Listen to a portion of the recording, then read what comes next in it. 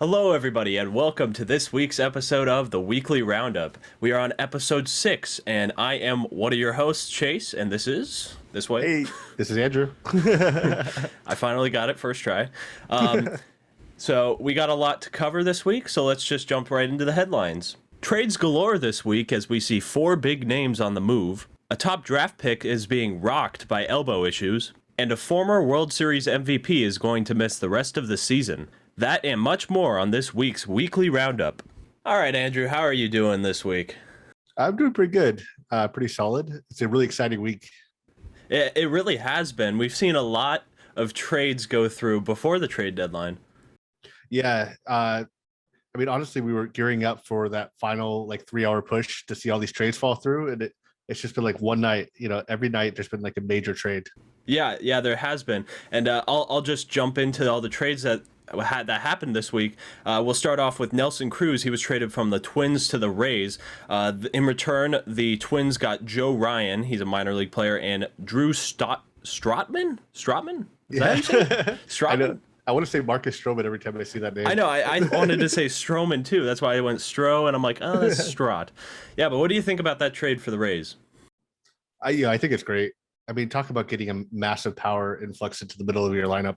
Mm-hmm. I was honestly surprised the Rays would even add salary. I mean, I know Nelson Cruz isn't the most expensive player, but to even take on $5 or $6 million for such a small budget team was a kind of a change of pace. Yeah, and Nelson Cruz, he is the ageless one. He is the almighty old guy in MLB right now. I know, 41, and he's still putting up these numbers. Exactly. And the Rays really needed a bat like that. I didn't really see anybody in their lineup that was going to give them big power. No, definitely not. He instantly becomes their best hitter. Mm-hmm. Yeah, good stuff. And also in a Rays trade, we had Rich Hill going from the Rays to the Mets. And in return, the Rays got Matt Dyer from the minors and Tommy Hunter. Yeah, that was kind of a head scratcher. If the Rays are getting rid of a pitcher midseason while they're in a pennant race, then you have to wonder what they know about Rich Hill that other teams don't. Mm-hmm. Because, I mean, Rich Hill's another one of those ageless wonder guys. He's 40 plus, and you have to wonder with the sticky stuff shut down and his declining numbers after that, if maybe the Rays didn't value him as much as they used to. Mm-hmm. So I'm really curious to see what kind of performance he's going to have for the Mets. Yeah, and Rich Hill was having a really good season in the first half, but like you said, after the crackdown, he's cooled off a little bit, but I still think he's had a really good resurgent season. Who did he play for last year? I forget. Yeah, so the year before last, he was playing for Minnesota. Okay. Yeah, and I think he got in 8 starts, but was shut down for about half the season. Okay. That seems to be a recurring theme in his career. Yeah. He's there for about half the year and then injured for the other half. Let's hope that doesn't happen this year. Yeah, hopefully. Yeah, the next trade that we have was kind of surprising when I first heard it. Adam Frazier going from the Pirates to the Padres, and in return, the Pirates got Mitchell Milano from the minors, Jack Suwinski. Forgive me if I butcher any of these names. I'll probably do it quite a bit. And then they also got Tucapita Marcano? Yep, there you go. Sure. Yep. Yeah, it looks like it. Okay. But yeah, Adam Frazier going to the Padres. I was not expecting them to trade him. Yeah, you wouldn't think that, especially when they already had an all-star at second base in Exactly. Jake Cronenworth. Yeah. I mean, honestly, looking at the Padres, they're going to probably be trying to get less playing time for Eric Hosmer. He's been an absolute disappointment for them. Jake Cronenworth, Jake has a lot of time at first base. He's a great defender there. So what it looks like is that Frazier's going to slot into second base, play some outfield, and then we'll see a lot more Jake at first base. A lot more of the Crone zone. Yes, you will. Yeah, when I first heard that trade, I was just a little baffled that the Pirates would trade their best player on their team. But it is the Pirates after all. I know. I mean, it's not a bad return. I know the Pirates are really high on the Padres prospects. Mm-hmm. And then as far as interesting baseball names, they got an A+ return there. Yep. I mean, Jack Suwinski, that guy just screams 35 home runs, doesn't he? It does sound like that. It's a name you might hear in a few years. Yeah, exactly. Who else do you have from the Pirates that could potentially get traded this week? So I think their closer Rodriguez, he's probably their prime guy to be traded. And then another guy that hasn't been talked about a lot, but I wouldn't be surprised, is Brian Reynolds. Really? He's having a great year. The Pirates are still 2-3 years away from contention. At that point, he'll become expensive. And then, if you're in sell mode and tank mode, you just got to go and get rid of all the people at their peak value. It needs that peak value. Yeah. Yeah. Do you think the Pirates are a few starters away? Do you think their offense it needs more, or are they just a whole lost cause altogether? I think they got 26 guys on their roster, and they need to find about 22 new guys. It's a pretty weak roster. That's well put. Another head scratcher of a trade that happened just yesterday. Was it yesterday? Kendall Graveman was traded 2 days ago. Oh man, yeah, 2 days ago, right? Because the guy was traded for, yeah. So Kendall Graveman and Rafael Montero from Seattle to the Astros for Abraham Toro and a reliever Joe Smith. He's an old guy, so.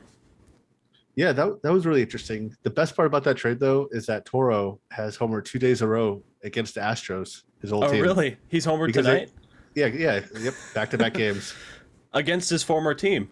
Yeah. So that's actually 4 straight days of home runs for him. 2 Really? against his old team, and then 2 against his old team. So I've never Jerry seen that Dipoto before. saw him hit 2 home runs against the Mariners, and he went, ooh. Exactly. He raised his eyebrows. He went. It's looking at the executives at the Houston suite. He's like, we need that guy right now. Get him. Yeah, but me and Todd were on a call when that trade went through, and we were both like, why would Seattle be okay with this trade? No, exactly. And reports from the clubhouse are that the team feels really betrayed. It actually had their GM come out and give a public statement saying that they just need to trust that he has more trades lined up and that everything will make sense in the end. So I guess we'll find out by Friday at 1. Yeah, like you said, the clubhouse wasn't very happy. I'll put up a screenshot from the Athletic article, I think it was, where it said the players were in. Yeah. They were not happy. Let's just put it that way. But yeah, I'll have that screenshot up there for that. Next up, we have Andrew Chafin from the Cubs to Oakland. The return for the Cubs is Greg Diekman. He's a minor league pitcher, I believe, or player. And Daniel Palencia, also a minor league player.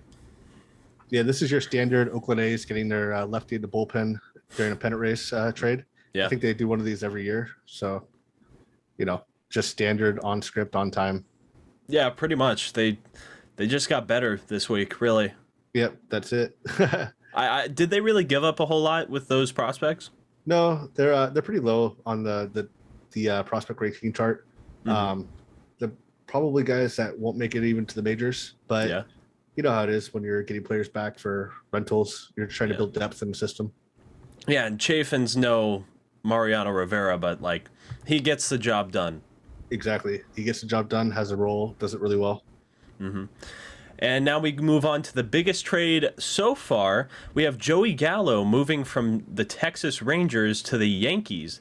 In exchange, the Rangers get Glenn Otto, a right-handed pitcher, a second baseman Esquiel Duran, shortstop Josh Smith, and second baseman / outfielder Trevor Hauver. Hauver? I don't know. Hauver. I'm going to say it that way. Yeah, this is a really interesting trade. So at first, if you're looking at this, you can't look at the preseason prospect list because these guys were ranked way lower. This trade happened just before we started recording, so we're still getting information on this.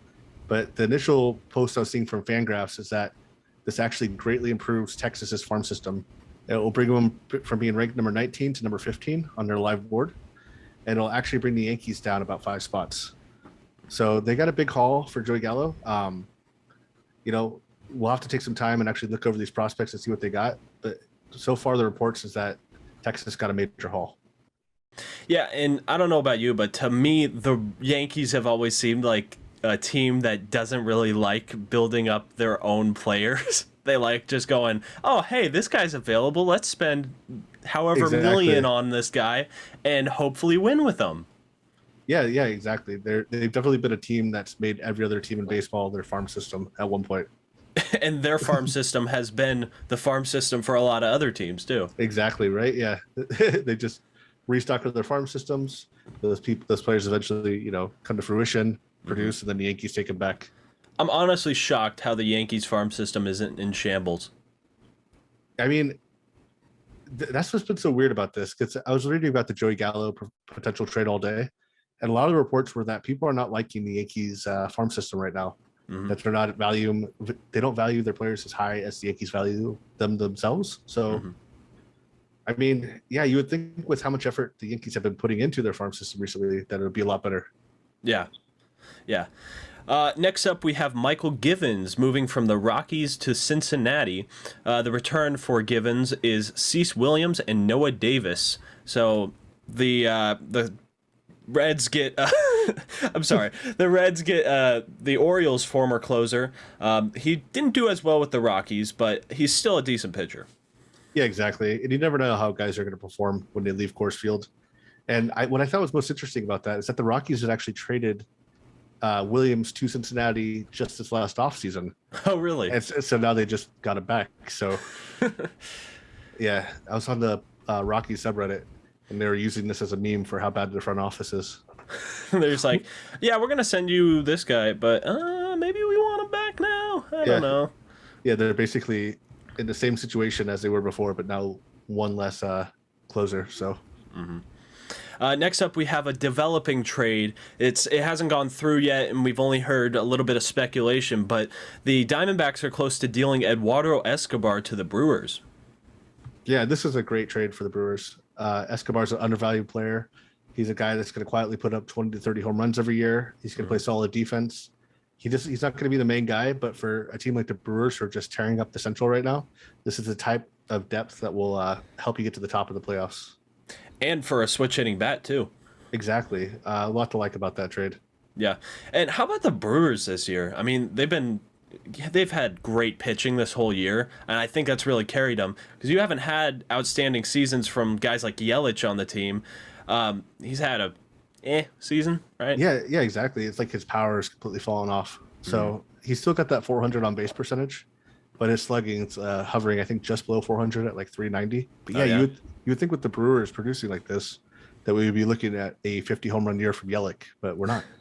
So yeah, and I've been as shocked as most people to see the Brewers do this good, but that pitching core is just next level. Probably the best in the league. It's got to be. That 1-2 punch is going to be tough to beat in the playoffs. 1, 2, 3 with those starters. Oh, yeah. You got Burns, you got Woodruff, and Peralta. Exactly. And then they close it down with Hader and Williams. That's insane. Yeah, they basically got two closers. I know. Just two guys that can strike out the side every time. Yeah.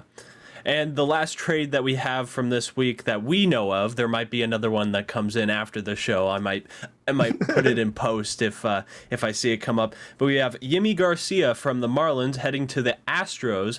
In return for Yimi Garcia, the Marlins got Brian De La Cruz and right-hander Austin Pruitt.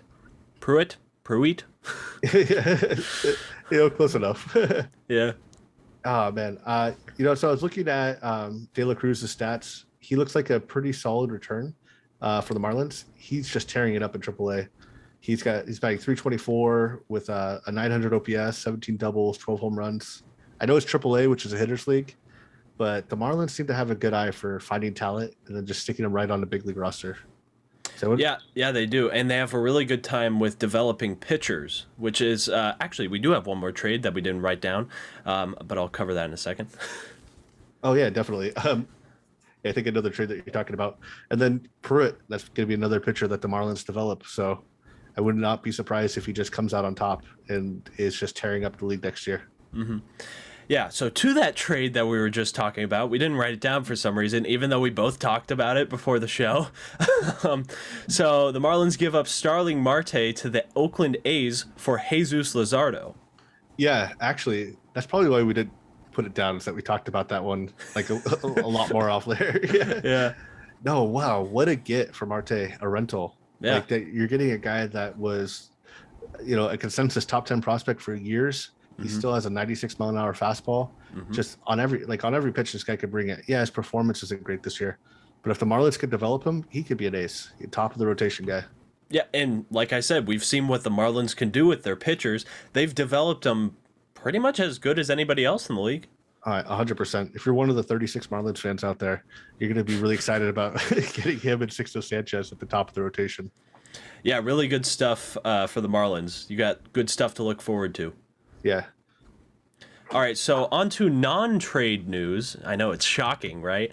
So last week we covered Yermin Mercedes' retirement, but the day after we posted the weekly roundup for last week, he unretired.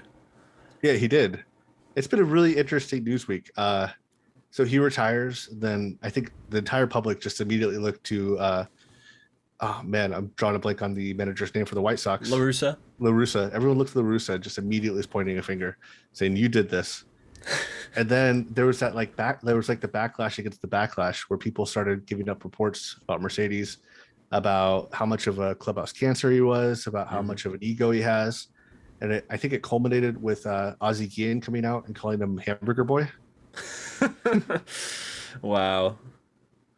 But yeah, it was it was weird to see, because he was like, "Yeah, I'm gonna step away from baseball," and literally like the next day, it's like he didn't even sit on it. He just went to sleep and he woke up and he's like, I made a mistake. I'm pretty sure I've done that in like Little League. Like, I'm quitting. I'm never playing again. Yeah, and geez, I just lost my train of thought. We'll just move on to the next thing. Sure. We'll come back to it if I remember it. But the Indians changed their name to the Guardians. I don't know if you've seen the promotional info, but I think everybody who follows Major League Baseball has seen all that stuff. And personally, to me, the new logo looks like a ripoff of the Angels' old logo, like when they were when they were owned by Disney. Yeah, that does. Yeah, that was what my dad was trying to put his finger on. He's like, that looks like a familiar logo. It looks like a light blue hat right here. Yeah. Yeah, exactly. You got to throw up an image of that after this. I will. And a lot of people are like, they're posting memes like, "Hey, can I copy your homework?" No, yeah. You can, but don't say it word for word. And that's the result that we got. Yeah, they just had some intern in there. They're like, 11:30 at night, you got to come up with a new team name by tomorrow and logos. It's just a PowerPoint making edits. Yeah, and the opinion on the Guardians name, it's been pretty widespread, very, very differing across the board. What do you think of the name? I think it makes me think of the XFL, or like arena football. Yeah, or like, it doesn't seem like a professional team's name, but maybe that's just because it doesn't, like, we're not used to looking at it yet. And I just can't get over that they had Tom Hanks doing the promotional video. Yeah. I mean, that's pretty cool, to get Tom Hanks. Yeah. And I know we just talked about the logos, but what do you think of the design? I'm not a big fan. I mean, it looks like they're trying to kind of like do like an homage to their old logo for the Indians logo, or at least yeah, it looks very similar. Yeah, it does. And yeah, I don't know. The Cleveland Guardians. I don't know. It sounds like a hockey team or something. It doesn't roll off the tongue quite well. No, it doesn't. But we'll see. We'll see if they stick with it. And they're going to debut that next year, right? Yeah, next season. All right. Well, we'll see how it looks coming next year. Yeah. All right. Next up, we have Steven Strasburg. He will miss the rest of the season by undergoing surgery. Bear with me here. This is going to be a butcher job, but he's going to undergo neurogenic thoracic outlet surgery. Wow, I did that pretty good. To repair the nerve issue that has hurt his neck this summer. And the Nationals say they hope he'll be ready by spring training next year. Yeah, that was a mouthful for sure. I'm glad you got to read that one off. Yeah. Oh man, just talk about disappointing for Strasburg. I know that guy is a big time competitor, and when he's out there healthy, he's one of the best pitchers in the game. He just signed that big contract after they won the World Series, and he's been basically injured ever since. So I mean, that's a really sad story for him. I wish him the best coming back. He seems like a great guy. Yeah, it's unfortunate, a pitcher of Strasburg's caliber, how often he's injured and how he's almost made of glass. Yeah. Oh man, I think he's had 2 Tommy John surgeries. Has it been 2? I think he's a double recipient. Wow. And then, now he's getting the neck surgery. And I think the only person I've ever heard of getting that before, and I know there's been other baseball players, but I think Peyton Manning got that surgery. Oh, really? His quarterback, yeah. So I wonder if Strasburg's been playing too much like Thanksgiving football or. Yeah, another national that had like another neck issue was like Max Scherzer during the Yeah, World yeah. Series, right? He had something like that. Yeah, what are they doing out in the bullpen when they're not playing? Yeah, I don't know. Maybe they're bumping heads against each other playing some football. I don't know. I don't know what the Nationals pitching staff is doing, man. Yeah, why are you getting so many neck injuries here? Speaking of another injured pitcher, we have Kumar Rocker. He's had some elbow issues, and it's put his deal or his draft status in jeopardy. Yeah, I mean, every time I hear about a prospect that has an injury right after they get drafted, it kind of just breaks my heart a little bit. This guy was, a national sensation at Vanderbilt as they were just a powerhouse team this year. And he gets picked in the top 10, his entire life in front of him, and he finds out he has an injury that's delaying his signing. I don't know. I just feel bad for the guy. I can't imagine this doesn't hurt his signing bonus. It'll probably be cut in half if he signs at all. Mm-hmm. Yeah, and that's a real big question. Is he going to sign at all? Yeah, I mean, what would be his other options? Does he have another year of eligibility left at Vanderbilt? I'm not sure, but I mean, if he doesn't sign, could he go free agency route? Yeah, I guess he could. I just feel like that there's probably some stipulations if you don't sign in a draft that you have to do. Yeah, what would the Mets get? A good compensation pick? Yeah, they would pick right after. I think he was picked 9th, right? Yes. So I think 10th, because the Angels were 9th. Yeah, so it'd be a protected pick. So I think they would go right after the 10th pick, right? So sure, pick 11. Okay, so you just have another pick in the first round of the draft next year. Yeah, so they're not like in a hurry to sign this guy if he's injured. They could just wait till next year and get another pick. Yeah, but it's a big blow to the Mets, who thought they got a very good steal in Kumar Rocker when he fell that far, and obviously the other team saw it. Like, they passed on him like everybody else. Or Mets didn't pass, but this is a guy that looked like he could have gone number 6, number 7. Yeah, and he falls all the way down to 10. So, yeah. And personally, I was shocked that the Angels didn't pick him because they were needing pitching so bad. But now that this has come up, it gives me a lot more hope in Perry Manassian and his decisions. yeah, he did his homework.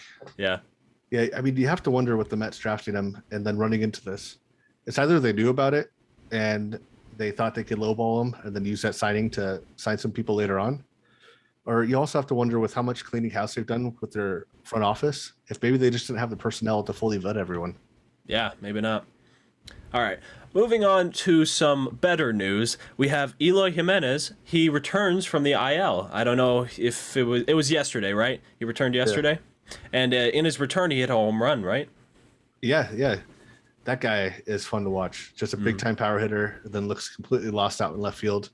Mm-hmm. And that's how he got hurt, right? Yeah, exactly. He tried to rob a ball at the wall during spring training. Yeah, and then hurt himself. He separated his shoulder or something, right? Yeah, I mean, that's not funny. It's just more funny when he has the ball bounce off his head into the stands. Yeah, he's not the best in the outfield, but he gets the job done. Yeah, he's gonna put up 40, 50 home runs every year. So yeah, who's the White Sox DH?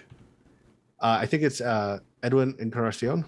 He's still playing for them? Yeah, he's not doing very well. I haven't heard anything of Encarnacion this year. I think he's been mostly benched lately. And then in left field, it had been Vaughn. He had come up and done really well. Mm-hmm. So with they might put Eloy, in DH. And keep Vaughn that's what I was field. Thinking. Yeah, I think you're right on that. Yeah, because he's a defensive liability for the most part. Major, yeah. On to our last story of the day. We have Fernando Tatis Jr. He is the fastest in Major League history to 50 home runs and 50 stolen bases. Man, that's just insane, honestly. It's hard to really put that in perspective. Baseball's been around for so long. We're talking about a sport that's 150 years old now. Mm-hmm. And he's doing things that basically the only other player's done is Barry Bonds at this age. Yeah. I think there's a stat that was posted yesterday where Tatis has something like 77 home runs and 50 stolen bases in his first 220 games.